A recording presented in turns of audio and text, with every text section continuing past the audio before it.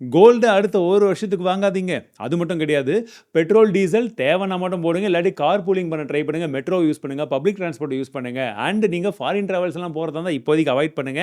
எல்லாத்தோட ரொம்ப முக்கியம் ஸ்கூல்ஸு, காலேஜஸ் இவங்கெல்லாம் ஆன்லைன் கிளாஸஸை ப்ராக்டிஸ் பண்ண ட்ரை பண்ணுங்க. அண்ட் மற்ற கம்பெனிஸ் எல்லாம் ஒர்க் ஃப்ரம் கொடுக்கறதுக்கு பாருங்க அப்படின்றத போல பெரிய விஷயத்த திரும்ப திரும்ப நம்ம நரேந்திர மோடி அவர்கள் 2 நாள்ல 2 தடவை சொல்லியிருக்காரு. ஐயையோ! அப்ப பெரிய பிரச்சனையாச்சே அப்படின்னு சொல்லி யோசிச்சா, இது நமக்கு பிரச்சனைன்னு யோசிக்கிறதுக்கு முன்னாடியே மார்க்கெட் ரியாக்ட் பண்ண ஆரம்பிச்சிருச்சு. மார்க்கெட் 2 நாள் செம்ம அடி அடிச்சிட்டு இருக்கு.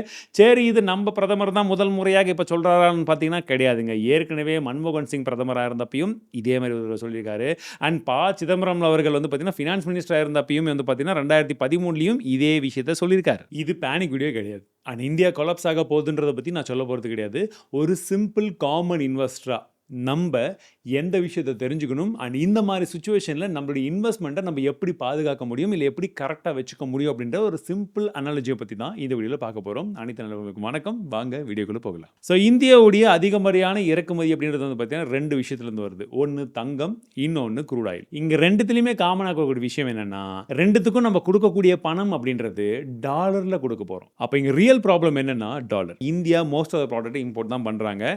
அது எல்லாத்துக்குமே டாலர் தேவை. Crude oil, gold, fertiliser, electronic components, defence equipment, foreign education, foreign travel உட்பட எல்லாத்துக்குமே டாலர் தேவை. அப்போ இது எல்லா தேவைக்குமே நம்ம டாலர் கொடுத்துட்டா ஆட்டோமேட்டிக்லி நம்மளுடைய டாலர் கையிருப்பு இந்தியாவில் கம்மியாகும். அப்படின்ற பட்சத்தில் டாலர் இன்னுமே வந்து பார்த்தீங்கன்னா ஸ்ட்ராங் ஆகிட்டே போகும். அண்ட் டாலர் ஸ்ட்ராங் ஆச்சுன்னா நமக்கான பெட்ரோல் ப்ரைஸும் ஏறும், டீசல் ப்ரைஸும் ஏறும். அண்ட் இதை சுற்றி இருக்கக்கூடிய டிரான்ஸ்போர்ட்லேருந்து, ஃபுட் காஸ்ட்லேருந்து, கம்பெனியோட மார்ஜின்லேருந்து, ஸ்டாக் ப்ரைஸ்லேருந்து, மியூச்சுவல் ஃபண்ட்லேருந்து எல்லாத்தோட மார்ஜினுமே அடி வாங்கும். இதெல்லாம் சரிப்பா, ஆனால் கோல்டு பற்றி ஏன் இப்போ சொல்லிக்கிட்டு இருக்காங்க? இது ஏன் இப்போ மிகப்பெரிய பேச்சு பொருளாக மாறி இருக்குன்னு கேட்குறீங்களா?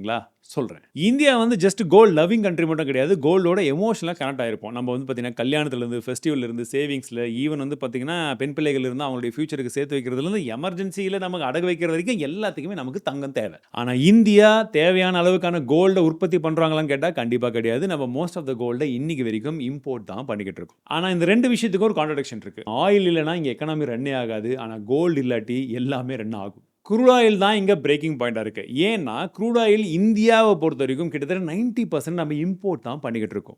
ஒரு வழியில் இல்லாட்டியுமே இன்னொரு வழியில் நண்பர்கள் மூலிமா நம்ம பல இடத்துல இருந்து வாங்கிட்டு இருந்தாலுமே முன்ன டிஸ்கவுண்ட்டில் கிடைச்ச விஷயங்கள்லாம் இப்போ பார்த்தீங்கன்னா இன்னும் கொஞ்சம் காஸ்ட்லியாக தான் கிடைக்குது. அப்போ இன்னும் அதிகமான டாலர் வெளியே தான் போய்கிட்டு இருக்கு. சரி, இப்போ இந்த பிரச்சனைலாம் நடக்கிறதுனால ஒருவேளை இந்த டாலர் நம்ம கையிருப்பு கம்மியாகும் போது பெட்ரோல் வந்து கிடைக்காம போயிடுமான்னு கேட்டிங்கன்னா அப்படி கிடையாது. பெட்ரோல் கிடைக்கும், ஆனால் முன்ன இருந்ததை விட இப்போ அதிகமான விலையில தான் கிடைக்கும். அப்போ என்ன ஆகும்? பெட்ரோல், டீசலுடைய விலை அதிகமாகும். அதை சார்ந்து இருக்கக்கூடிய காய்கறி விலையிலிருந்து, பால் பாக்கெட் ஸ்விக்கி, ஜொமேட்டோலேருந்து, ஆன்லைன் ஷாப்பிங்லேருந்து எல்லாத்தோட ப்ரைஸிங்கும் ஏறதுக்கான சான்ஸ் இருக்குது. இப்போ எல்லாருமே தொடர்ந்து கேட்கக்கூடிய கேள்வி, ஒருவேளை லாக்டவுன் வருமோ? 2 இடத்துல தொடர்ந்து பேசிட்டு இருக்காரு, நாளைக்கு லாக்டவுன் போட்டுருவாங்களா அப்படின்றது போல நிறைய பேர் டவுட் இருக்கு.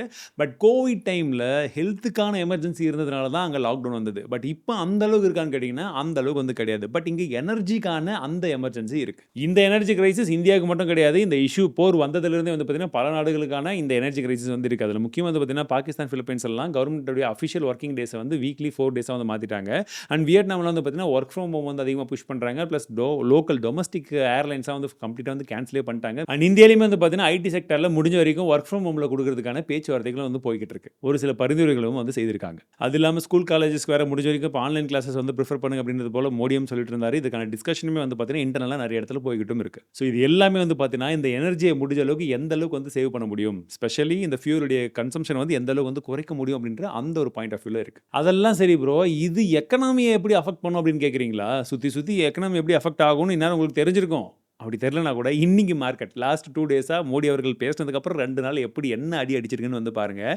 அது இல்லாமல் இந்திய ரூபாயின் மதிப்பு டாலருக்கு நிகராக எந்த அளவுக்கு வீழ்ச்சி அடைஞ்சிருக்குன்றது நீங்கள் பார்க்கலாம். அண்ட் இதெல்லாம் நடக்கும்போது க்ரூட் ஆயில் மட்டும் கம்மில் இருக்குமா? க்ரூட் ஆயில் ப்ரைஸுமே ஏறிக்கிட்டே இருக்குது. இந்த மாதிரி அன்சர்டனான டைமில் நம்ம இன்வெஸ்ட்மெண்ட்டை ப்ரொடெக்ட் பண்ணுறது அப்படின்னா நம்ம கோல்டோ, ரியல் எஸ்டேட்டோ, ஸ்டாக்ஸோ இது மட்டும் தான் நினச்சிக்கிறோம். நம்ம வெல்த்தை ப்ரொடெக்ட் பண்ணுறது அப்படின்றது இன்னும் அதிகப்படியான அசெட்ஸை வாங்கணுன்றதுல மட்டும் கிடையாது. ஒரு சடன் ஃபினான்ஷியல் ஷாக்ல இருந்து நம்மளே ப்ரொடெக்ட் பண்ணி தான் இருக்கு. ஏன்னா ஒரு மெடிக்கல் எமர்ஜென்சி நம்மளுடைய ஃபிக்ஸட் டெபாசிட்டை பிரேக் பண்ண வைக்கும், இருக்கிற கோல்டையும் விற்க வைக்கும். ஏன்னா இந்தியாவில் ஹெல்த் கேர் இன்ஃப்ளேஷன் அப்படின்றது யாருமே எதிர்பார்க்காத அளவில் வளர்ந்துகிட்டே இருக்கு. பணத்தை இன்ஃப்ளேஷன் கிட்ட இருந்து பாதுகாக்கிறதுல ஃபோக்கஸ் பண்ணக்கூடிய இடத்துல நிறைய பேர் அவங்களுடைய சேவிங்ஸை மெடிக்கல் எக்ஸ்பென்சஸ் கிட்ட இருந்து பாதுகாக்கிறதுல மறந்தே போயிடுறாங்க.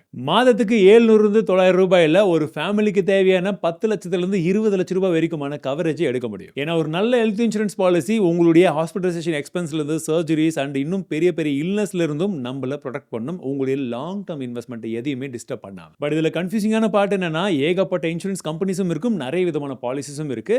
பட் இந்த இடத்துல உங்களுக்கு தேவையான கரெக்டான பாலிசி, கரெக்டான அமௌண்ட்டை எப்படி பார்த்து தேர்ந்தெடுக்கின்ற சந்தேகம் இருந்தா இந்த இடத்துல தான் இந்த வீடியோட ஸ்பான்சரான டிட்டோ வராங்க. ஸோ இவங்க கிட்ட எனக்கு ரொம்ப பிடிச்ச விஷயமே, எந்த ஒரு ஸ்பேமும் பண்ணாம நமக்கு தேவையான இன்ஃபர்மேஷன்ஸை மட்டுமே தான் இவங்க ஷேர் பண்றாங்க. அண்ட் இவங்க ஜெரோதாவால பேக் பண்ணப்பட்டிருக்காங்க. ஒரு பாலிசி நம்ம மேல திணிக்காம உங்களுடைய தேவைக்கேற்ப உங்களுக்கு எந்த பாலிசி கரெக்டா இருக்கும், எது உங்களுக்கு செட் ஆகாது அப்படின்ற உங்களுடைய டீடைல்ஸை பொறுத்து மட்டுமே உங்களுக்கு பரிந்துரையும் பண்றாங்க. And the best part is கன்சல்டேஷனா இருக்கட்டும், கிளைம் சப்போர்ட்டா இருக்கட்டும், இது எல்லாமே முழுக்க முழுக்க இலவசம். ஒருவேளை அந்த கிளைம்ஸ் காம்ப்ளிகேட்டடா இருக்கும் பட்சத்திலுமே நமக்கான ஒர்க் பேப்பர் ஒர்க்ல இருந்து எல்லாத்தையுமே அவங்களே ப்ரொசீட் பண்ணிக்கிறாங்க, எந்த ஒரு சார்ஜஸும் இல்லாம. ஸோ நீங்க ஹெல்த் இன்சூரன்ஸ் எடுக்கணும்னு முடிவு பண்ணீங்கன்னா டிட்டோடைய லிங்க் நான் டிஸ்கிரிப்ஷனில் கொடுத்துருப்பேன், உங்களுடைய ஃப்ரீ காலை புக் பண்ணிக்கோங்க.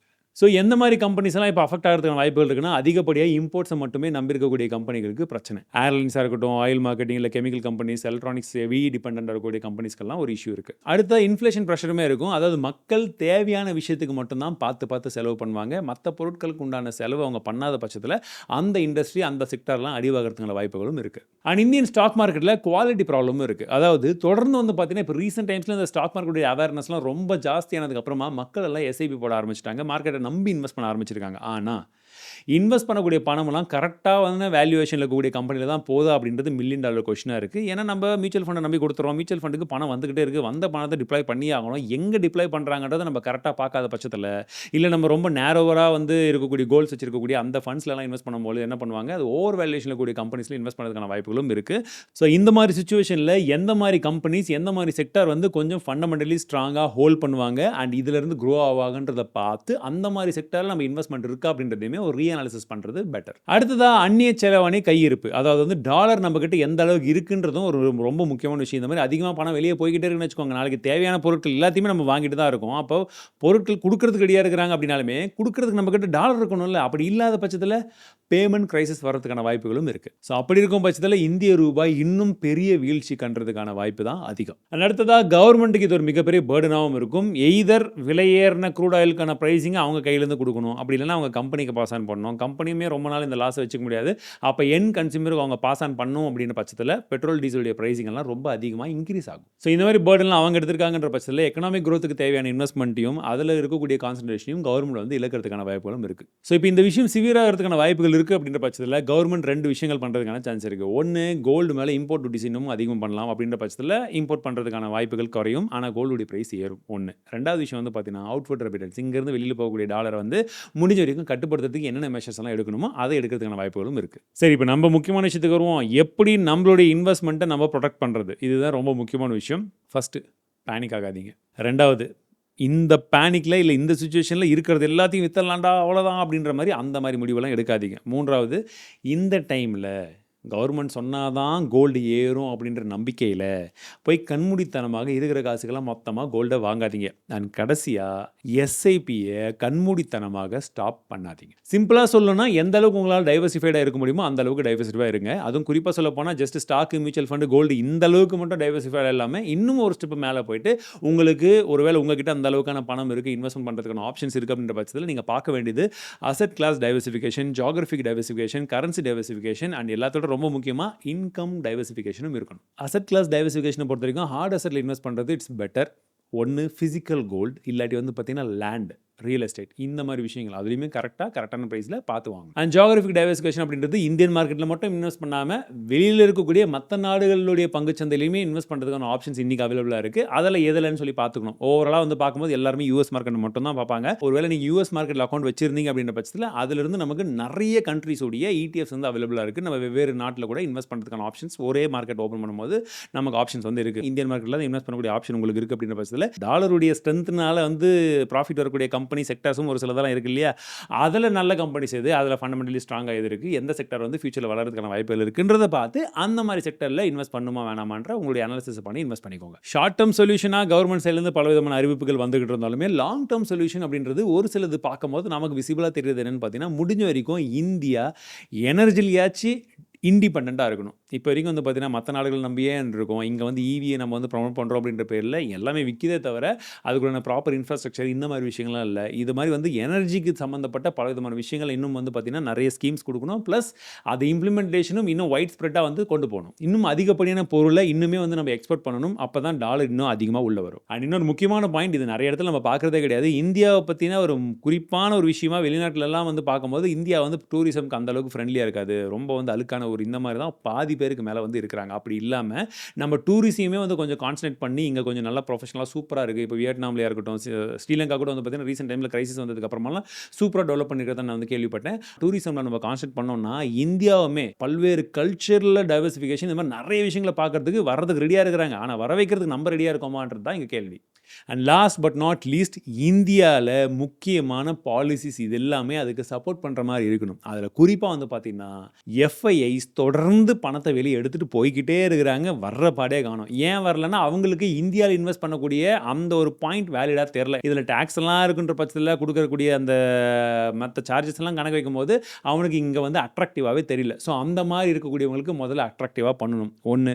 2வது, நம்மள மாரி ஆட்கள கோல்டு வாங்காதீங்க, அது வாங்காதீங்கன்னு சொல்றது ஓகே. ஒரு சைடுல நம்ம கண்ட்ரிக்காக, நம்ம நாட்டுக்காக நம்ம பண்ணலான்னு சொல்லி யோசிச்சா கூட, நான் இன்வெஸ்ட் பண்றதுக்கு இங்க பெட்டரான ஆப்ஷன்ஸ் ஏதாச்சும் இருக்கான்னு பார்த்தா, ஸ்டாக் மார்க்கெட்னு கணக்கு வைக்கும்போது கூட அங்க short term capital gain, long term capital கெயின்னு சொல்லி 2 இருக்கு. இருக்கிறது பிரச்சனை கிடையாது. ரேட்ஸ் வந்து பார்த்தீங்கன்னா அதிகமா இருக்கு. ஸ்டாக் மார்க்கெட்ல எஃப்ஐஏஸ்க்கும் சரி, நம்மள மாரி ரீட்டெயில் இன்வெஸ்டருக்கும் சரி, இன்னும் கொஞ்சம் எஃபிஷியன்ட்டா, இன்னும் கொஞ்சம் டாக்ஸ் எஃபிஷியன்ட்டா இருக்கும்போது, இன்னும் கொஞ்சம் அவங்களுக்கான ரிட்டர்ன்ஸ் வந்து பெட்டரா வரும்பொழுது, இன்னும் கொஞ்சம் அவங்களுக்கு அட்ராக்டிவா இருக்கும்போது தான் பணம் எல்லாம் உள்ள வரும். நான் ஓவராலா இருக்கிற விஷயங்கள் என்ன ஏதுன்றதெல்லாம் உங்ககிட்ட சொல்லிட்டேன். உங்களுடைய கருத்துக்கள் என்னன்றத நீங்க ஷேர் பண்ணுங்க.